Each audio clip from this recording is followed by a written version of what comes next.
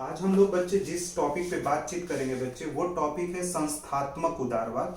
संस्थात्मक उदारवाद कोई अंतर्राष्ट्रीय राजनीति में अलग से टॉपिक नहीं है बच्चे। ये उदारवाद के जो सिद्धांत हैं, उसी उदारवाद के सिद्धांत का एक प्रकार है बच्चे। ये एक टाइप है जिसको हम लोग इंस्टीट्यूशनल लिबरलिज्म या संस्थात्मक उदारवाद बोलते हैं। जो संस्थात्मक उदारवाद है बच्चे, संस्थात्मक जो उदारवाद है उसका अंतरराष्ट्रीय राजनीति यानी इंटरनेशनल पॉलिटिक्स के बारे में क्या अजम्पशंस हैं या इंटरनेशनल रिलेशंस में क्या मान्यताएं हैं, ये हमें देखना होता है बच्चे। जर्नलिस्ट, ये तो तुम्हें पता है कि जो उदारवाद है बच्चे, तो उदारवाद की जो मान्यताएं हैं वो तुम्हें पता है कि जो उदारवाद है वो ज्यादातर उनकी मान्यताओं में बातचीत होता है सहयोग के ऊपर, समन्वय के ऊपर, और शांतिपूर्ण तरीके से क्या किया जाए, संबंधों का निर्माण किया जाए। ये उदारवादी क्या है बच्चे, मान्यताएं हैं। ठीक है। और जो उदारवादी मान्यताएं बच्चे अंतरराष्ट्रीय संबंधों में शांतिपूर्ण संबंध हो, इसके लिए उदारवादी अलग अलग साधनों को क्या करते हैं, बताते हैं कि इस साधन का उपयोग करके हम लोग क्या कर सकते हैं, अंतरराष्ट्रीय राजनीति में बच्चे एक बेहतर संबंधों का क्या कर सकते हैं, निर्माण कर सकते हैं। वहीं पे बच्चे जो संस्थात्मक उदारवाद है, जो इंस्टीट्यूशनल लिबरलिज्म का जो कंसेप्ट है बच्चे, उनकी मान्यता है कि हम संस्थाओं का निर्माण करके, इंस्टीट्यूशंस का निर्माण करके बच्चे कंट्रियों के बीच, देशों के बीच हम संबंधों को क्या कर सकते हैं, बेहतर कर सकते हैं। और संस्था के माध्यम से हम लोग सहयोग में क्या कर सकते हैं, वृद्धि कर सकते हैं। ये इंस्टीट्यूशनल लिबरलिज्म का अजम्पशन है बच्चे। संस्थात्मक उदारवाद की ये क्या है, मान्यता है। तो जो संस्थात्मक उदारवाद क्या बोलता है कि संस्थाओं का निर्माण किया जाए और उन संस्थाओं के द्वारा संबंधों को क्या किया जाए बच्चे, बेहतर किया जाए। ठीक है, आई बात समझ में बच्चे। जब नीचे आओगे बच्चे, थर्ड पॉइंट, वहां पे जो परंपरागत उदारवादी हैं बच्चे, ठीक है, तो वो अंतरराष्ट्रीय संस्थाओं की स्थापना मात्र से विश्व में बोलते हैं कि शांति की स्थापना हो जाएगी। इसका थोड़ा सा आलोचना संस्थात्मक उदारवादी विचारक करते हैं बच्चे। वो बोलते हैं कि सिर्फ संस्थाओं के निर्माण करने से विश्व में शांति की स्थापना हो जाएगी, ये बात सही नहीं है। क्योंकि संस्थाओं के स्थापना से शांति का निर्माण नहीं होता। उन संस्थाओं को कुछ कार्य और कुछ क्रियाकलाप करने पड़ेंगे, तब जाकर विश्व में एक प्रकार से शांति या विश्व में एक प्रकार से पीस का क्या हो सकता है, फॉर्मेशन हो सकता है बच्चे। ठीक है, उसमें लिखा भी है बच्चे कि समकालीन जो उदारवादी विचारकों के अनुसार संस्थाएं शांति निर्माण में सहायक हैं। इंस्टीट्यूशन एक तरह से हेल्प करते हैं बच्चे, लेकिन खुद ही संस्था शांति की गारंटी नहीं देती है। एक सहायक हो सकते हैं, एक माध्यम हो सकते हैं बच्चे।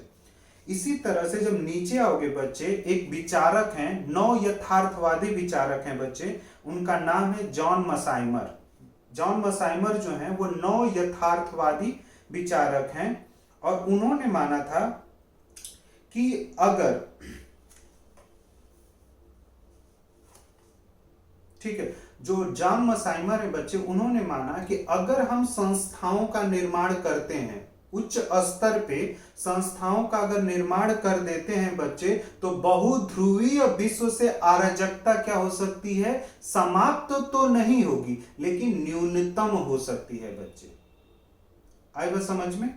जैसे अगर जहां पे सरकार जैसी संस्थाएं नहीं होती हैं बच्चे ना, वहां पे क्या हो जाता है, एक अराजक स्थिति क्या हो जाती है, पैदा हो जाती है। जैसे अब घर में सब भाई बहन हैं, मान लेते हैं माता पिता बाहर चले जाते हैं, तो जो भाई बहन होते हैं ना, उस पूरे घर को अपने सर पे क्या कर लेते हैं, उठा लेते हैं। कोई डिसिप्लिन नहीं होता है, जो मन में आता है वो काम करते हैं। तो उस स्थिति को तुम क्या बोल सकते हो, अराजकता पूर्ण स्थिति बोल सकती हो, जहां पे जिसको जो मन में आ रहा है वो काम कर रहा है, सही और गलत में अंतर ही नहीं कर रहा है बच्चे। तो इस प्रकार की परिस्थिति को हम लोग अराजक पूर्ण परिस्थिति बोलते हैं। तो उसी में अराजक पूर्ण स्थिति को लेकर जॉन मसाइमर ने यह बोला था बच्चे कि अगर हम उच्च स्तर पे संस्थाओं का निर्माण कर देते हैं बच्चे, तो बहुध्रुवीय विश्व में जो अस्थायी अराजकता है उसको क्या किया जा सकता है, न्यूनतम किया जा सकता है। यानी अंतरराष्ट्रीय राजनीति में जो एक अराजकता है उसको कम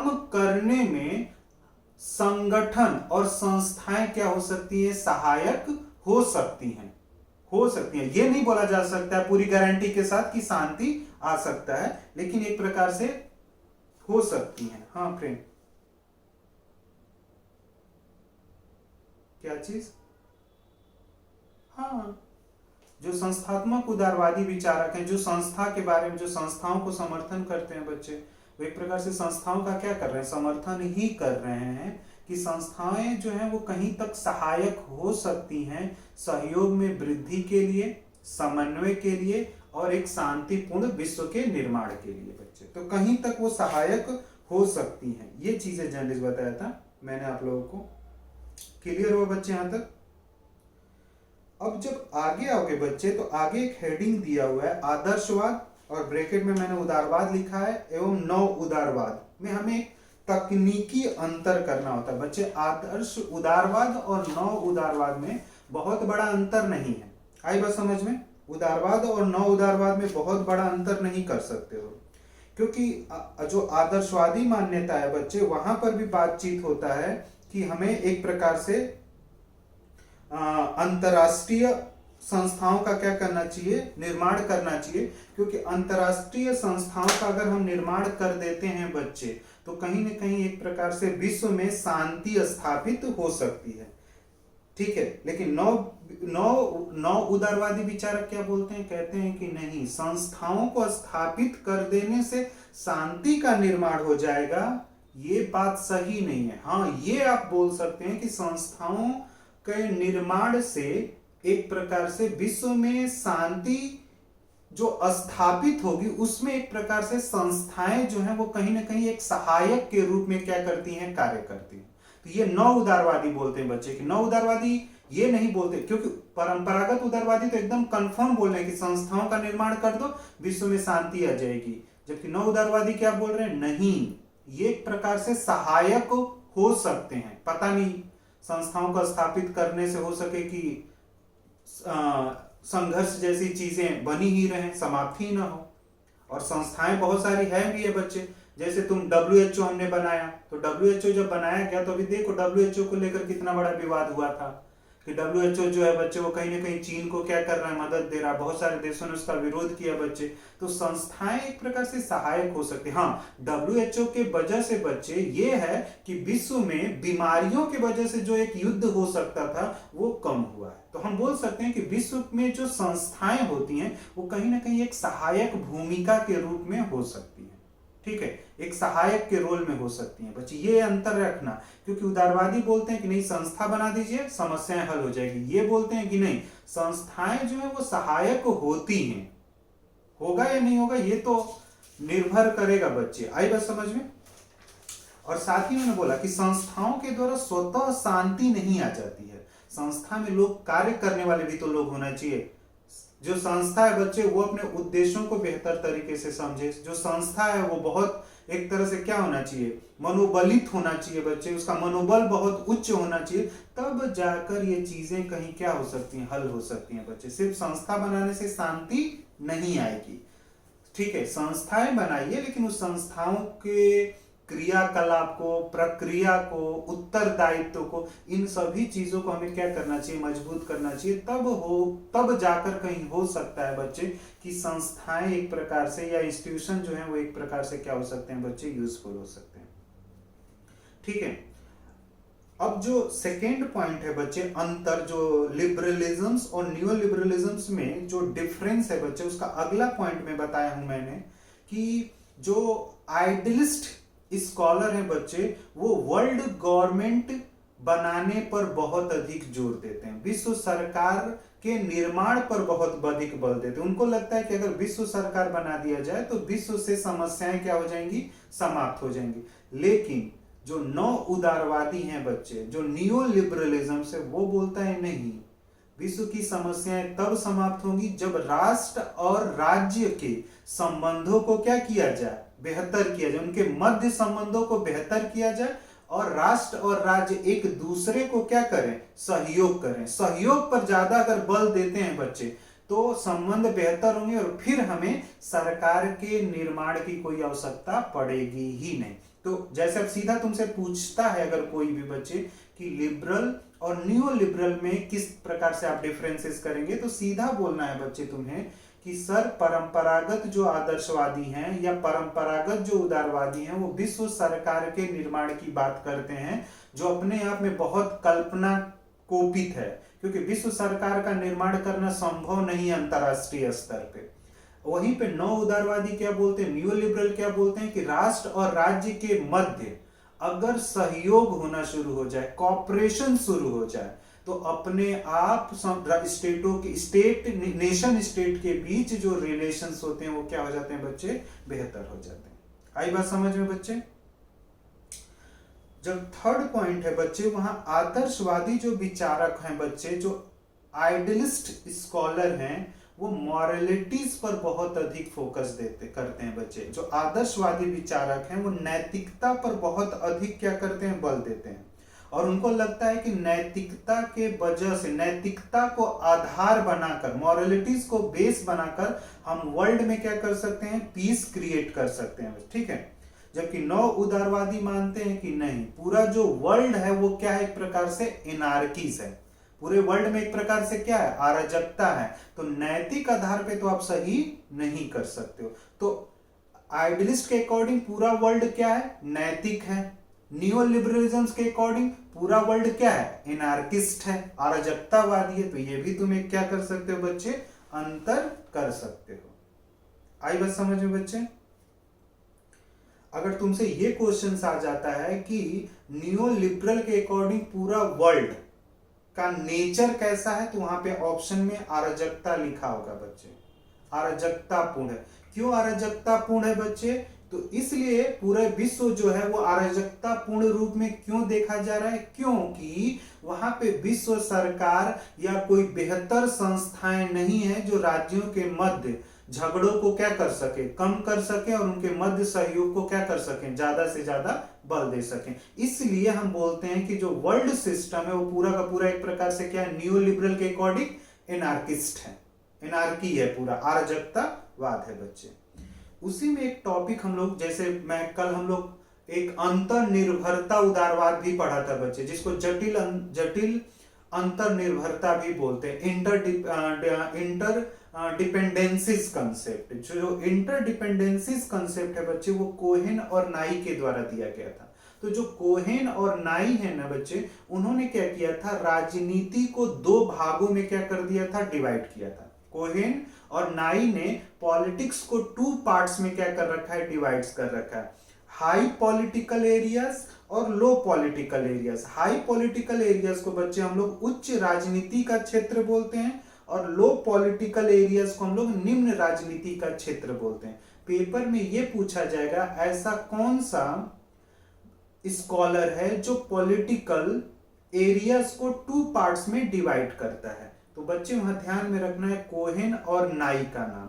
कोहेन और नाई जो है जिन्होंने इंटरडिपेंडेंसीज थ्योरीज दी है, कॉम्प्लेक्स इंटरडिपेंडेंसीज थ्योरीज दी है, या तो इंटरडिपेंडेंसीज थ्योरीज पूछ लेगा या कॉम्प्लेक्स इंटरडिपेंडेंसीज थ्योरीज पूछेगा, तो भी ऑप्शन में बच्चे कोहेन एंड नाई का ही नाम क्या करना है, टिक करना है।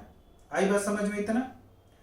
अब जो पॉलिटिकल एरियाज होता है, पॉलिटिकल एरिया में जो सब्जेक्ट आते हैं बच्चे, उन्हें सब्जेक्ट के अकॉर्डिंग टू पार्ट्स में उन्होंने क्या किया था, डिवाइड किया था। उन्होंने बोला कि हाई पॉलिटिकल एरिया नहीं, उच्च राजनीतिक क्षेत्र में क्या आएगा, तो उन्होंने बोला राजनीतिक गतिविधियां एवं सैन्य गतिविधियां जो होंगी वो किस क्षेत्र में आएंगी, उच्च राजनीतिक क्षेत्र में आएंगी। और जो निम्न राजनीतिक क्षेत्र है बच्चे, उसमें हम लोग क्या रखेंगे, आर्थिक गतिविधियों को। तो जो आर्थिक गतिविधियां हैं बच्चे वो किस क्षेत्र में होंगी, निम्न क्षेत्र में। और आर्थिक गतिविधियों के वजह से बच्चे एक अंतर्निर्भरता का क्या होता है, निर्माण होता है। आर्थिक मदद और आर्थिक सहयोग के द्वारा ही तो एक अंतर्निर्भरता का क्या होता है बच्चे, निर्माण होता है। क्योंकि जो हाई पॉलिटिकल एरिया है, जो उच्च राजनीतिक में जो राजनीतिक गतिविधियां राजनीतिक रूप में बच्चे, राजनीति के आधार पे या राजनीतिक रूप में एक देश दूसरे देश पर विश्वास नहीं करता है बच्चे। तो तो राजनीति के तरीके से तुम सोचोगे कि देशों के बीच में संबंध बेहतर किया जाए, वो कभी हो ही नहीं सकता है। तो हमें अगर देशों के बीच में संबंध को बेहतर करना है तो हमें लो इकोनॉमिकल एरियाज का क्या करना पड़ेगा बच्चे, मदद लेना पड़ेगा। आई बात समझ में बच्चे? क्लियर हुआ या सॉरी होता रह गया? तो ये बता सकते हो ना कि पॉलिटिकल एरिया जो था बच्चे, राजनीति को दो भागों में किसने बांटा है, तो क्या नाम बोलोगे आप लोग? कोहेन और नाई। और उच्च राजनीतिक क्षेत्र में कोहेन और नाई ने किस भाग को रखा, किस प्रकार को? तो राजनीतिक गतिविधियां और सैन्य।